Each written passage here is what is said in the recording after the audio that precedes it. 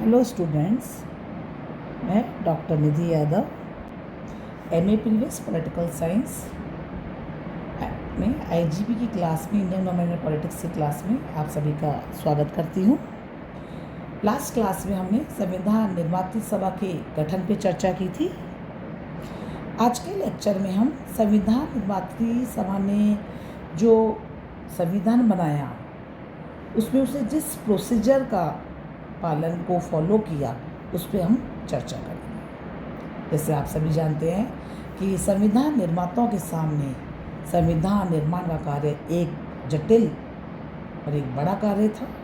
क्योंकि उनको एक विस्तृत भूखंड और विशाल जनसंख्या वाले देश के लिए एक सामाजिक और राजनीतिक व्यवस्था का निर्णय करना था। ये हम एक ऐसे देश की बात कर रहे हैं जहाँ बहुत विविध जातियाँ बसती हैं, विभिन्न धर्मावलंबी रहते थे, अनेक भाषाएं बोली जाती थी और संविधान के द्वारा इन सबको एक सूत्र में भी बांधना था। यह एक कठिन समस्या थी जिसको सुलझाने में संविधान सभा को काफ़ी समय लगा। और इसके साथ साथ पैरेलल एक प्रॉब्लम और थी कि 600 देशी जो रियासतें थी उनको भी समाहित करना, उनकी के बारे में एक कोई समस्या का निराकरण करने का जो उद्देश्य था या जो भी व्यवस्था थी उसका भी एक बड़ी प्रक्रिया थी। संविधान निर्माण के संबंध में हम देखते हैं संविधान सभा ने जिस प्रोसेस को अपनाया या जिस प्रक्रिया को अपनाया वह यह थी कि उसने सबसे पहले उद्देश्य प्रस्ताव के रूप में अपने जो विचार, जिन विषयों पर उसको विचार करना था उसने निर्धारित कर लिए थे। यही उद्देश्य प्रस्ताव था जिसने आगे चल के भारतीय संविधान की प्रस्तावना का आधार बना और इसके आधार पर ही संविधान सभा ने संविधान का निर्माण किया। संविधान निर्माण की दिशा में अगर हम देखते हैं तो जवाहरलाल नेहरू ने एक ऐसे उद्देश्य प्रस्ताव, एक ऐसे ऑब्जेक्टिव रिजोल्यूशन को प्रस्तुत किया था और उसको प्रस्तुत करते हुए दिसंबर 1946 में उन्होंने कहा कि मैं आप लोगों के सामने जो प्रस्ताव प्रस्तुत कर रहा हूँ उसमें हमारे संविधान के उद्देश्यों की व्याख्या की गई है, योजना की रूपरेखा भी दी गई है और यह भी बताया गया है कि हम किस रास्ते पर चलने वाले हैं। इसी उद्देश्य प्रस्ताव में भारत को एक संपूर्ण प्रभुत्व संपन्न गणराज्य घोषित करने की आकांक्षा भी व्यक्त की गई। यह भी कहा गया कि इसमें प्रभुसत्ता का वास जनता में होगा और भारत के सभी लोगों को सामाजिक, आर्थिक और राजनीतिक न्याय, विचार, अभिव्यक्ति, विश्वास, धर्म की गारंटी भी दी जाएगी। तो हम ये देखते हैं कि उस उद्देश्य प्रस्ताव के द्वारा ही संविधान सभा ने अपने विषय जो जिन पे डिस्कशंस होने थे उनको निर्धारित कर लिया था और संविधान सभा ने इन प्रतिवेदनों के आधार पर या जो भी हम ये देखते हैं कि अनेक जो भी समितियां बनाई गई थी, इन समितियों के अध्यक्ष या तो हम जानते हैं जनरली पंडित नेहरू थे या सरदार पटेल थे और संविधान सभा के अध्यक्ष के अनुसार इन दोनों महारथियों ने ही संविधान की मूल सिद्धांतों को तय कर लिया था। और जो भी समितियां बनाई गई थी संविधान सभा के कार्य को आगे बढ़ाने के जो भी समितियां बनाई गई, सभी समितियों ने बड़ी निष्ठा से अपने कार्य को किया और महत्वपूर्ण प्रतिवेदन रिपोर्ट्स भी उन्होंने प्रस्तुत की गई। संविधान सभा ने इन सभी रिपोर्ट्स पर विस्तार से विचार किया और एक प्रारूप संविधान का एक फॉर्मेट तैयार हुआ।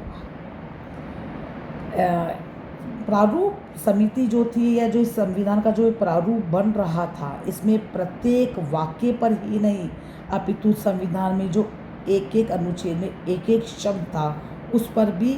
लंबी लंबी बहस चली थी। तो हम ये देखते हैं कि संविधान निर्माण का कार्य एक कोई सरल कार्य नहीं था। इस संबंध में संविधान सभा में नेहरू ने एक बात कही थी कि अब हम एक अंधेरी घाटी से निकलकर स्वतंत्रता की सूर्य किरणों तक पहुँचे हैं और ये कार्य इसलिए भी दुष्कर हो रहा था कि इस समय हमारे स्वतंत्रता आंदोलन के जो भी बड़े बड़े सदस्य थे वे कुछ समय ही जेलों से छूट करके बाहर आए थे और उन्हें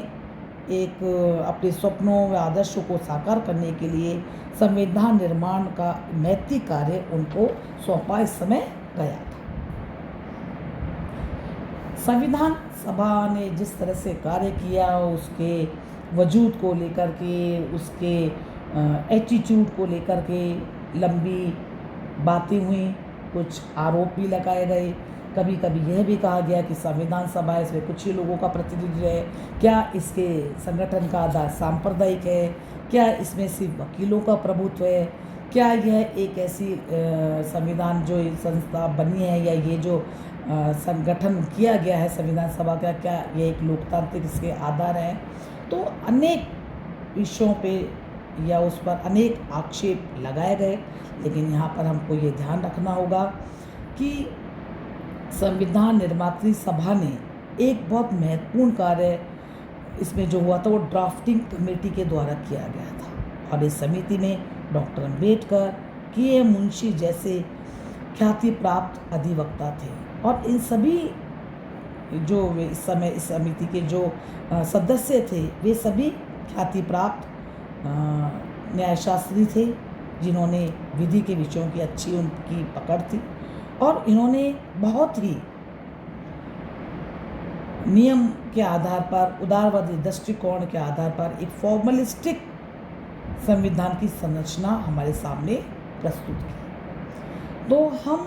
इन बातों पर चर्चा करें कि संविधान सभा पे क्या आरोप लग रहे थे, उसकी बजाय हम ग्रेनविल ऑस्टिन के इस विचार से सहमत होते हैं कि संविधान निर्माताओं ने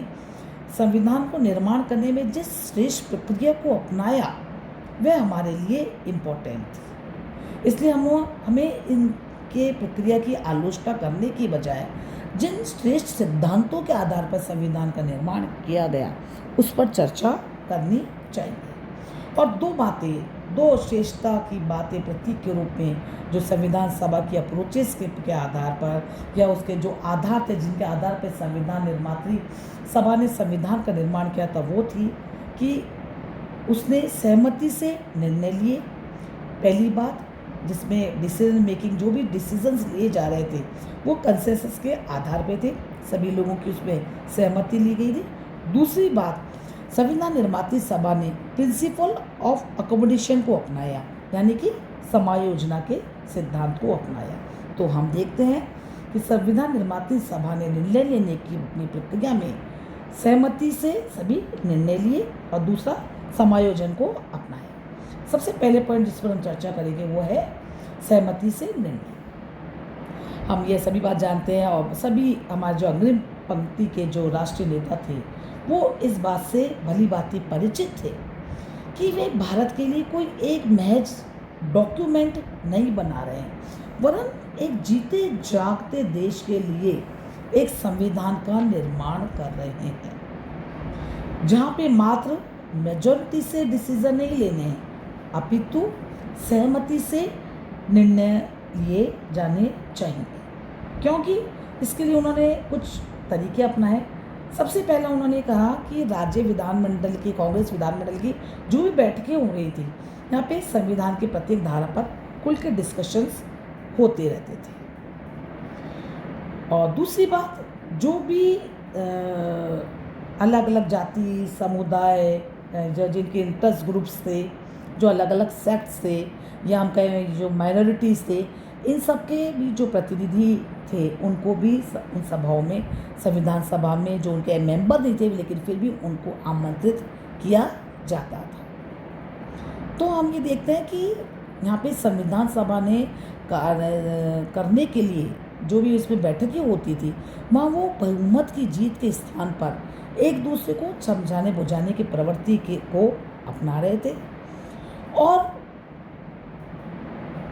एक संविधान विशेषज्ञ एमबी पायली, उन्होंने इस संदर्भ में लिखा भी है कि संविधान सभा में वाद विवादों को पूरा प्रोत्साहन दिया जाता था, आलोचना के प्रति सहनशीलता अपनाई गई और कभी भी संविधान सभा में लंबे वाद विवादों के प्रति असंतोष नहीं दिखाया गया, नहीं अपने विचार दूसरों पर लादने और शीघ्रता से कार्य समाप्त करने का प्रयास किया गया। बल्कि एमबी पायली कह रहे हैं कि संविधान निर्माताओं ने जिस संविधान का निर्माण किया, उसमें उन्होंने एक पूर्ण लोकतांत्रिक प्रक्रिया को अपनाया है, जिस पे हम सभी भारतीय गर्व कर सकते हैं। तो हम ये देख रहे हैं कि संविधान निर्माता सभा ने कंसेंसस के आधार पर कि जिस अप्रोच या जिस मेथड को अपनाया वो बहुत कारगर सिद्ध हुई। और इसके प्रमुख जो उदाहरण में हम जिस देखते हैं वो संविधान के संघीय ढांचे पर को लेकर के देख सकते हैं। हम ये देखते हैं कि संविधान सभा ने भारत के संघीय ढांचे पर एवरेज 1.5 से 2 साल तक के डिस्कशन इस पर चलता रहा, क्योंकि वो एक ऐसी व्यवस्था करने का प्रयास कर रहे थे कि जिसमें न तो कोई प्रांत संघ से अलग हो सके, न ही संघ को बनाए रखने का कार्य दमन के आधार पर किया जाए। इसलिए समायोजन के सिद्धांत के आधार पर एक यूनियन पावर कमेटी का भी गठन किया गया और ये व्यवस्था बनाई गई कि कोई एक इस तरह की कंसेंसस बन जाए जहाँ पे संघ के प्रतिनिधि और प्रांतीय सरकार के जो प्रतिनिधि हैं, इन दोनों के को ही संतुष्ट किया जा सके। इस संबंध में डॉक्टर सुभाष कश्यप, जो संविधान विशेषज्ञ माने जाते हैं या संविधान के उन्होंने अनेक पुस्तकें लिखी हैं संविधान की कार्य प्रणाली पर या जो भी व्यवस्था या प्रक्रिया अपनाई गई, उन्होंने कहा कि एक कठिन समस्या थी जिसको सुलझाने में संविधान सभा को सबसे ज़्यादा समय लगा, वह थी देश के लिए राजभाषा की समस्या। कि आखिर में संविधान सभा ने देश में सबसे ज़्यादा अधिक लोगों के द्वारा जो बोली जाती है हिंदी, उसको स्वतंत्र भारत की राजभाषा के रूप में सर्वसम्मति से स्वीकार किया। लेकिन साथ ही साथ उन्होंने प्रैक्टिकलिटी के आधार पर यह भी समझा कि जो अभी एकदम से ट्रांजिशनल पीरियड है और अंग्रेजी व्यवस्था जिसके हम आदी हो चुके हैं और जो हमारा राजकाज का कार्य है वो अंग्रेजी में हो रहा है, तो इसलिए आवश्यक है कि अभी कुछ समयों के लिए अंग्रेजी भाषा को भी कंटिन्यू रखा जाए। इसके साथ ही साथ अल्पसंख्यकों या माइनॉरिटीज़ के संबंध में जो भी व्यवस्थाएं हैं या संविधान की प्रस्तावना को लेके जो मुद्दे थे, इस संबंध में भी सर्वसम्मति के आधार पर ही संविधान निर्माता सभा ने निर्णय लिए गए। इसलिए हम ये कह सकते हैं इन सर्वसम्मति का जो अप्रोच थी, इससे संविधान सभा में एकता का वातावरण बना, आदर्शवादिता का वातावरण बना और जो राष्ट्रीय उद्देश्य थे उसके गोल को लेकर के संविधान निर्माता सभा ने जो कार्य किया उसके लिए वो लोग बहुत बधाई के पात्र हैं। तो हमने पहले जिस पॉइंट पे चर्चा आज की है कि संविधान निर्माता सभा ने जो भी जिस संविधान का निर्माण किया उसमें उन्होंने सहमति से निर्णय लिए। कल की क्लास में हम इसके सेकंड पार्ट यानी प्रिंसिपल ऑफ अकोमोडेशन यानी समायोजना के सिद्धांत पर चर्चा करेंगे कि संविधान निर्माता सभा ने अपने संविधान निर्माण करते समय जिस सेकंड अप्रोच को अपनाया वह क्या थी। कल हम की क्लास में हम उस पर चर्चा करेंगे।